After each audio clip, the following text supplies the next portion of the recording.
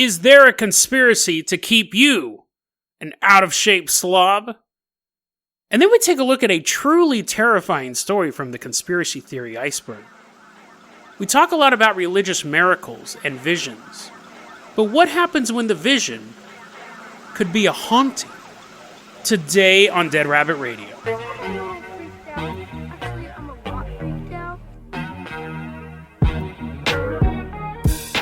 Hey everyone, welcome back to another episode of Dead Rabbit Radio. I'm your host, Jason Carpenter. I'm having a great day. Hope you guys are having a great day too. First off, let's give a shout out to our newest Patreon, Joel Gonzalez. Joel, right? Gonzalez? Thank you so much for supporting the show. If you're going to be our captain this episode, our pilot. If you can't support the Patreon, that's fine too. Just help get the word out about the show. Really helps out a lot. We also have a merch store. We got some awesome merch, and I'm still sending out stickers. I think I'm almost done sending out stickers, so I'll reveal the design really soon. Joel, let's go ahead, and we're going to start off in the Jason Jalopy. We're going to take a little road trip. We're headed up to Colorado. We're headed up to Colorado State University, specifically. I know Colorado's a big state. We'll get there eventually. We'll just drive around. We talk a lot about the conspiracy. Actually, both stories today are from the conspiracy theory iceberg. This story is from the fitness conspiracy theory iceberg.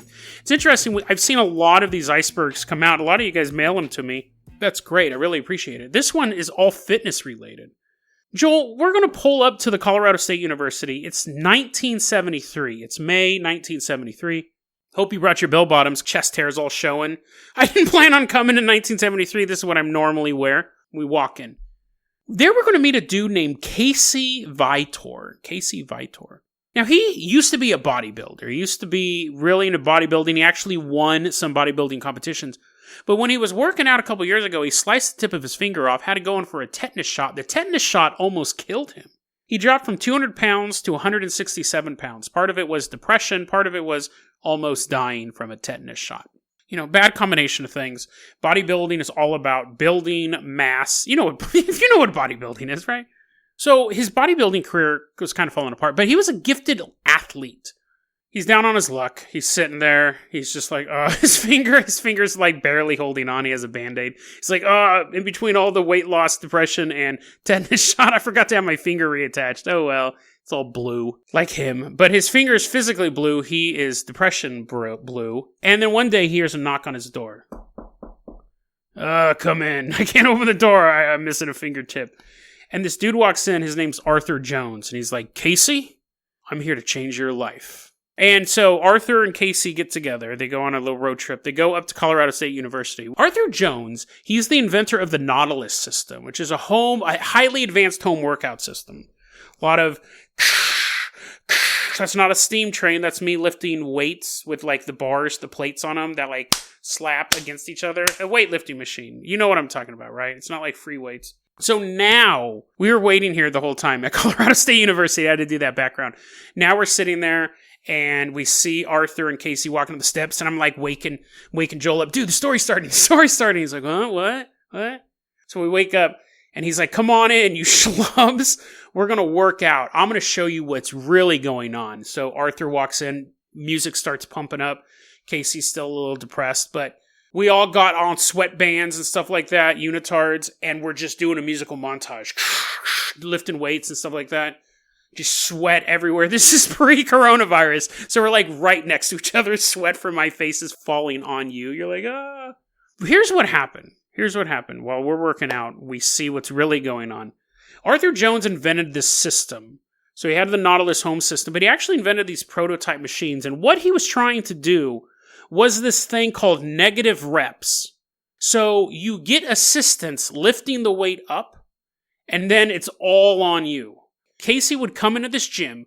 They'd have him sit. Sometimes he did work out on machines, and sometimes he had spotters. But the way the machine was designed is it would be really easy to get the weight up.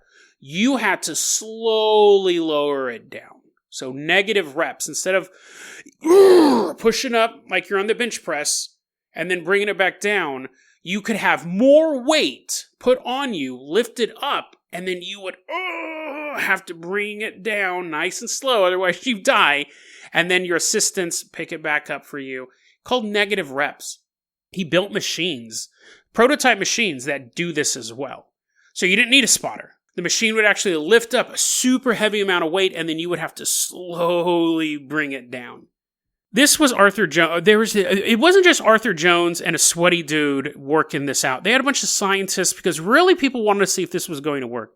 They put him on a diet. He had to eat 4,000 to 5,000 calories a day. And the scientists are looking at each other and they're like, that's nowhere near enough for his type of workout. What type of workout is he doing? We already talked about the negative reps. But he only did one 30-minute workout every other day. So it's not like he was in there for 3 hours. A lot of bodybuilders, man, that's their job. They're spending like 3 hours in the gym. 30-minute workout every other day. Eating 4,000 to 5,000 calories a day. The goal was to see how much muscle he could put on in 28 days. Now, normally, the average person can gain 1 to 2 pounds of muscle per month. And it's very hard to gain muscle. I don't know how many of you out there have actually tried to put on muscle weight. It's way easier, I believe. I think science believes this. I don't think this is Jason thing. It's 100 times easier to lose weight than it is to put on muscle. It's so easy to lose fat as it is opposed to build up muscle. The average person can put on 1 to 2 pounds of muscle a month. If you're lucky. You might have to go mad. That's a gallon of milk a day. I don't know if that's a meme diet, honestly, but you need a lot of protein to put on just 1 to 2 pounds of muscle a day. If you have a high intense workout, it's possible you can put on 20 pounds in 3 months. If you really, really push yourself, you mind all your P's and Q's. You're really, really working at it. You can put on 20 pounds in 3 months. Focusing on negative reps, using this experimental Nautilus prototypes, they hired a bodyguard to follow Casey around so they would be able to prove he was doing no steroids. The first week, Casey gained 27 pounds of muscle. Now, listen, I know you guys don't believe that. There have been scientific papers written about this. This was groundbreaking. There's a great article in the show notes. It was on T Nation. It was called The Colorado Experiment, Fact or Fiction. And it was written by someone who went through the notes, who was a contemporary, who wasn't there at the time, but was a contemporary of these scientists who was working on this. They went through the notes, and they went through all the notes, and they actually replicated some of this as well. But they said, you got to understand, Casey was a gifted athlete. He was a gifted athlete. He had dropped 40 pounds from 200 pounds to 167 pounds when he stopped competing, when he was depressed. But still, okay, he's a gifted athlete. People say he was just rebuilding muscle that he had already lost. Possibly, right? He went from 200 pounds to 167 pounds. In the first week, even saying that, that's still a massive gain.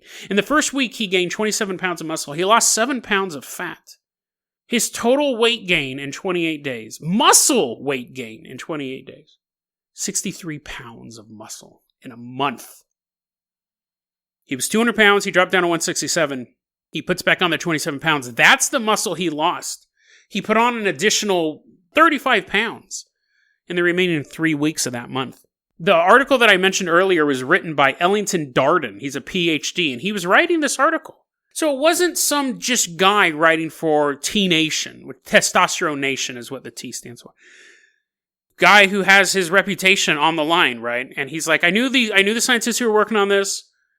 I went over the research, and he actually tried replicating this program as well. And what he got was it's all about the negative reps, and he got people to put on 18 pounds in 11 days. Sometimes it would take more time. He had people that would take him 10 weeks to put on 18 pounds. But that's still much better than 1 to 2 pounds a month. If this works, and it's able to be replicated, how come we don't have these machines? It's funny because I tell you these are all prototype machines. They were never released to the public. I can almost guarantee you they were all death traps. I can almost guarantee you that's the reason why. They may be like NFL teams that may own some of these, but I bet you not. I bet you they're super, super dangerous.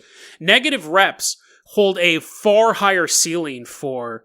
Think about it, because if you guys... Because, again, I used to really lift weights before my tennis elbow. Now I have a hard time doing anything, but in high school, I was really into weightlifting. You know when you're doing a bench press, you know right when your hands get under there, right when you try to... You're like, nah, this is too heavy, and you're smart. Like, you know there's heavy...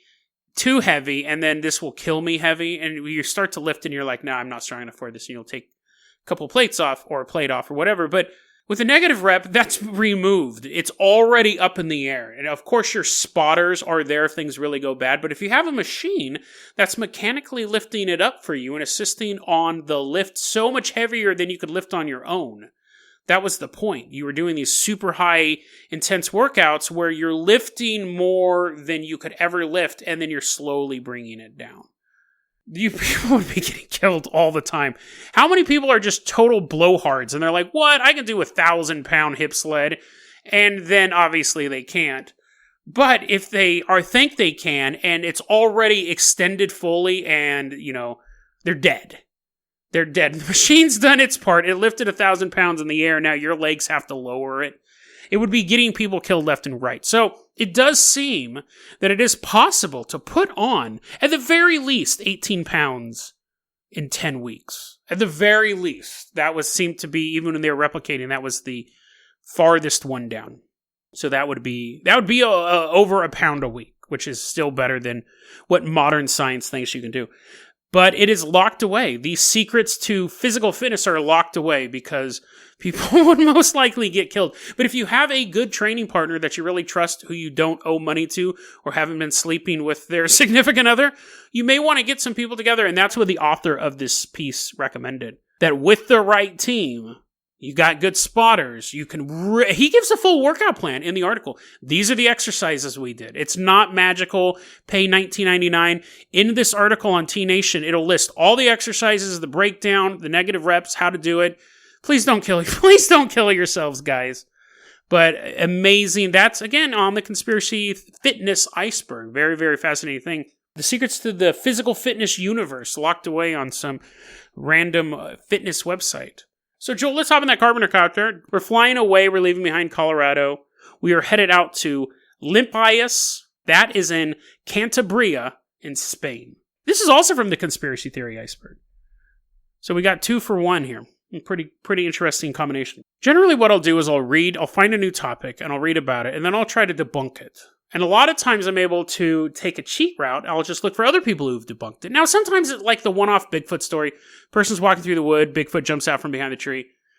Unless that person unless that person's been arrested for lying in a country where lying's illegal, you can't really debunk that. Every so often, you'll find something. So those type of stories, I just try to use common sense or just tell them as they are, an entertaining story. But a story like this, I go, well, I'm sure someone's run a debunk on this, right? There's nothing.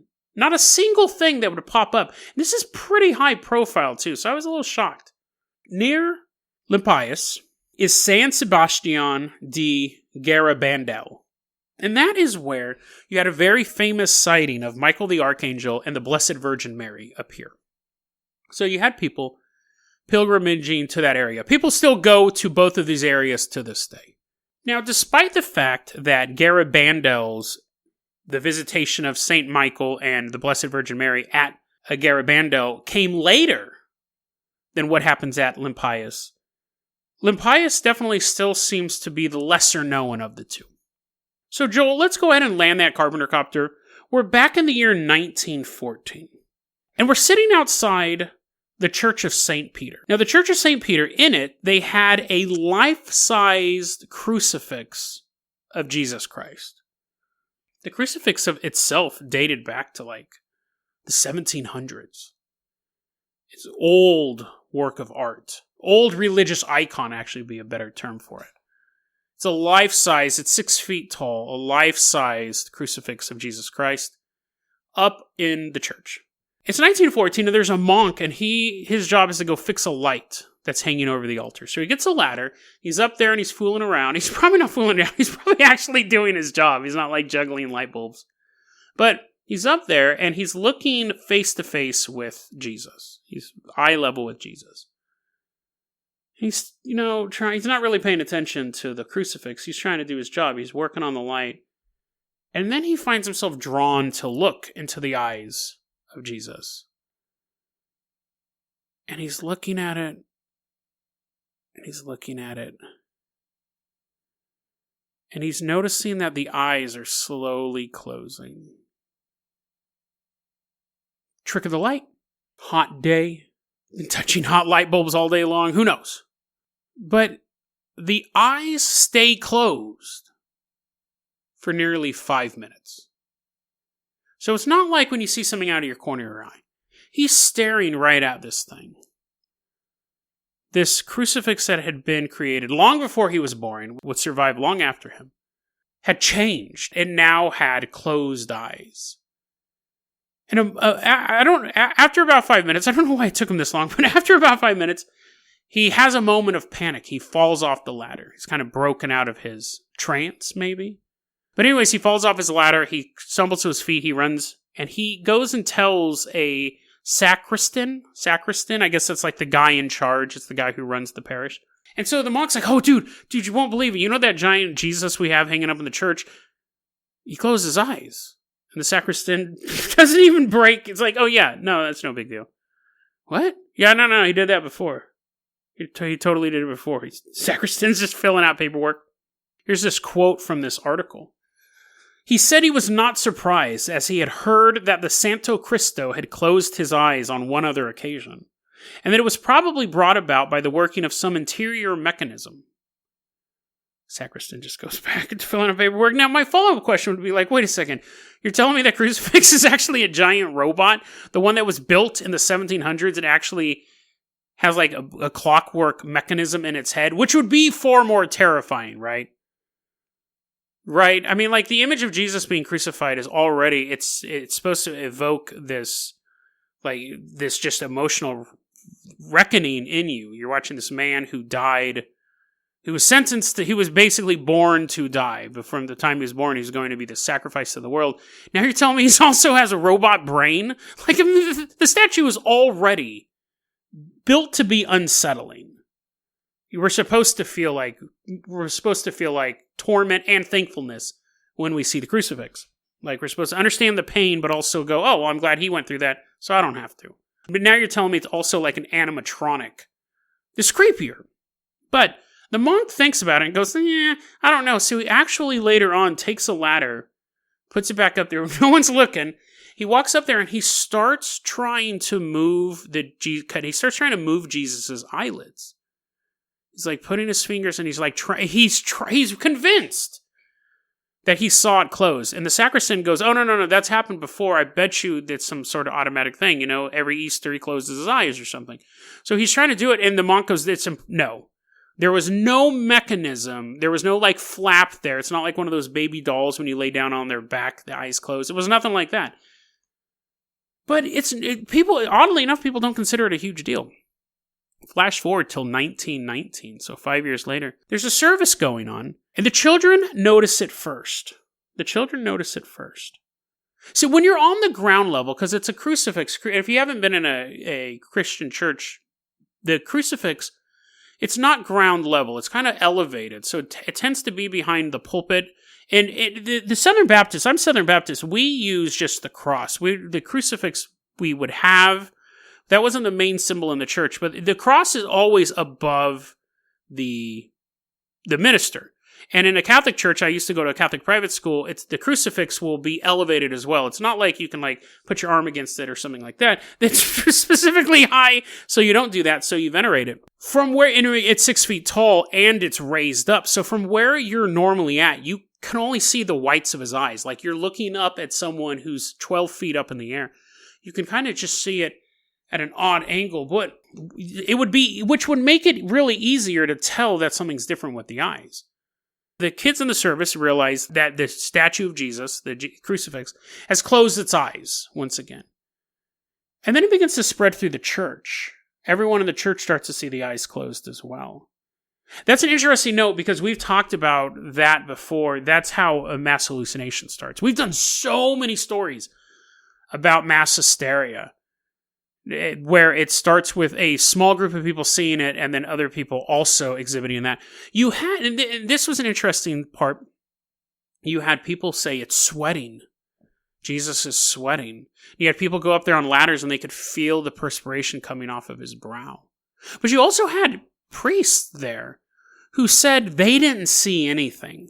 This has not been considered an official miracle in the Catholic Church. The Catholic Church has to, signify that a miracle is real, and saints, you just can't declare saints. They have to have done 3 miracles in their lifetime, or I think The 3 miracles can be after they're dead as well. Like if someone's like holding a bone, a finger bone or something like that, they get healed. That's considered a miracle. But the Catholic Church, they have to come out and they have to investigate this stuff to make sure that it's a legit miracle. And this one, as far as I could tell, was never actually classified a real miracle. Because you had priests going, I didn't see it. I didn't see him with his eyes closed.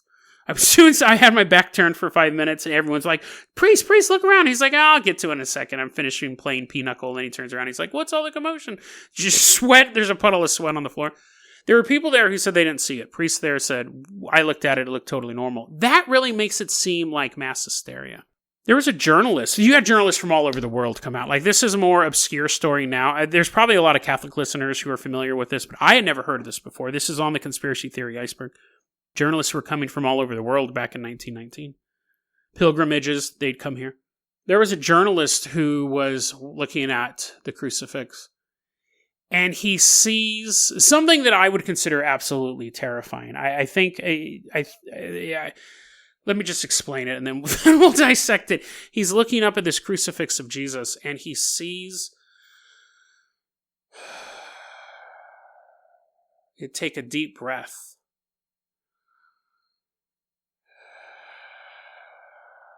Second breath is more labored, more painful.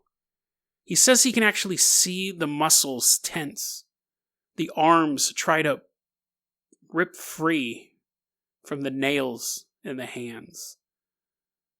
Eyes close. Another labored breath. The pain of that man in that form, pressing against that cross. Until finally, the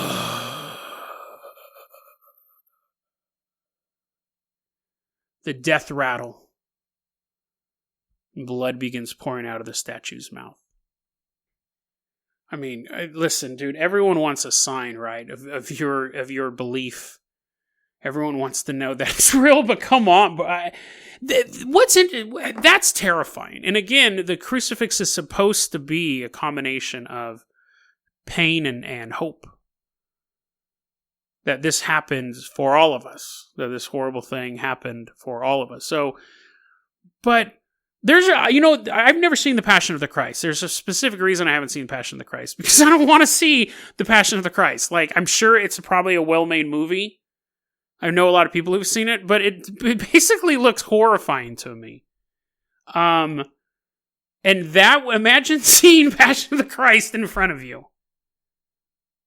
And not being able to do anything about it. I mean, it's not like I can hop into the movie, but... Now, there's multiple ways to look at the story. One is obviously mass hysteria. I mean, saying this to be disrespectful to anyone's religious beliefs. But I think if you go somewhere, if you walk into a house, if you walk into a normal house, you walk around, no big deal, you leave. If you're told that there was someone murdered there was a ghost there, or something like that, you may feel something different. If you make a pilgrimage to a site where you are told that the crucifix is alive, the chances of you seeing something is much higher than not. I think probably the most authentic story is the monk's story. He was so close to it. The other... here's the thing. I think something happened. I think there was a miracle here, based on what I've read. I think the monk saw something. I think it probably had done it before. I think the mass hysteria in 1919, it may have closed its eyes again. But then you had people saying they were there and they didn't see it. You know, the priests who were there, that was the most interesting thing. The priests are like, I didn't see it. I don't know what they're talking about. The sweating. And I mean, we have stigmata. That was something that fascinated me as a child, the idea of stigmata. It still fascinates me, but I've never really covered it. It's pretty common. I shouldn't say common. It's a pretty well-known event. But stigmata always fascinated me. It was funny. I actually used to be friends. I'm still friends with him. I just haven't talked to him in a while. My buddy Ryan, super devout Catholic guy. And it was interesting. So he told me, he goes, yeah, I dreamt that I was at the crucifixion. I watched Jesus get crucified. I was there. And it really terrified me. And I went to my priest. And my priest told me that that's extremely rare. People almost never dream of being at the crucifixion. Out of all the people who have come to the priest over confession or over the years, it's super rare. And I thought about that. I go, I grew up in the church. Like, that was such a big part of my life. I went to church probably about 3 times a week. And I never dreamt of being at the crucifixion. I guess kind of like, it's funny because I thought, what? How come he gets to be there? I'm all walking into his dream. I'm like pushing him out of the way. But at the same time, it's such a horrifying event. But yeah, it's super rare. It's super rare to dream that you're at the crucifixion. And the priest said that meant something to my buddy Ryan. That meant that was almost a miracle. That was a holy event. And I thought, yeah, that's weird. I used to consume 3 times a week. You know, my dad was a minister. We were always around it, but interesting. So on the one level, I don't remember what I was talking about. On the one level, I know I was talking about crucifix. On the one level, we have this story of this. I do believe it was a miracle. I do believe something happened. Whether or not it's a robot head, I don't think so. But actually, and you can't discount that. But the monk did try to discount it and doesn't think the eyes will move. We can look at it as that we have these type of stories with stigmata. That's what I was talking about. Stigmata, bleeding statues, and things like that. Stigmata is usually a person with their hands bleeding. But we have issues like that. But I originally was going to put up the photo of this crucifix for my podcast art, and it's so disturbing. It's so uncanny valley. I couldn't even look at I honestly made it. I would ask all of you to go to the show notes and look at the photo of this crucifix, because it makes me sick to my stomach. It's the uncanny valley. I've never seen such a realistic statue. I might be building it up for you, but I was like, there's a lot of people who watch this on YouTube and they don't want to have to look at, trust me, I've grown up around Jesus iconography all my life. It's not the fact that it's Jesus. It's not even the fact. This image of Christ looks human. I've never seen anything like it. It looks like a human in pain. I could be building it up, but just even thinking, you know what the uncanny valley is? When something looks so realistic, but you know it's not real, your body actually has a fight or flight. It basically just has a flight response to it. They believe it's an evolutionary thing that keeps us away from dead bodies. So when you look at CGI that's close to real, but not totally real, makes you sick to your stomach, like Mars Meets Moms was super gross. That movie was super gross. So you have to do like an Alita Battle Angel, make the eyes look bigger. This statue, this image looks very human, but you know it's not human. It actually makes you sick to your stomach. I'm actually getting sick to my stomach talking about it. And I was going to use it for the cover art, and I figured no one would listen to this episode. So I don't know if it was the way that... I mean, again, this isn't the first crucifix that have ever had any sort of blood coming out of it. This isn't the first crucifix that's ever had any miracles attributed to it, but I think that this thing, it's life-size. It's a representation of a person who died horribly in a place where people worship that person, that manifestation of God on earth. There might be a reason why crucifixes are tiny, why generally you want them around your neck or on your wall and aren't a perfect representation of a human in torment. The idea of tulpas is something we've touched on before, and I think if you had an icon to build your tulpa around, it would make it easier for that tulpa to form. Tulpa is a thought form, if you're not familiar with that. You focus so much, you can basically create a thought form. I'm not trying to be sacrilegious or anything. I hope that's not how this is coming across. Would it be possible to create a tulpa, to create a life form in a religious icon? Or does the fact that it's a religious icon protect it from that sort of psychological, metaphysical meddling? Who knows? Who knows? I don't think really it's ever been investigated. I think that the Catholic Church will either say that they haven't said this was a miracle yet. They may consider it was just a case of mass hysteria. That would obviously be one answer. The other answer, it is a miracle, or certain parts of it was real. The monk actually saw the eyes closed. Or you have the scenario that it's all real, and for whatever reason, the Catholic Church is looking at it and goes, well, that stuff did happen, but it didn't come from God. We're not going to classify it as a miracle, but something did happen. Who knows? Who knows? I would like to think that religious icons are protected in some fashion. And maybe they are. Maybe they are. Maybe it is God reaching out, showing people that miracles can still happen. Or it could be something using the guise of a miracle. You're never really sure until you see it for yourself. DeadRabbitRadio@gmail.com is going to be our email address. You can also hit us up at Facebook.com/DeadRabbitRadio. Twitter is @DeadRabbitRadio. Dead Rabbit Radio is the daily paranormal conspiracy and true crime podcast. You don't have to listen to it every day, but I'm glad you listened to it today. Have a great one, guys.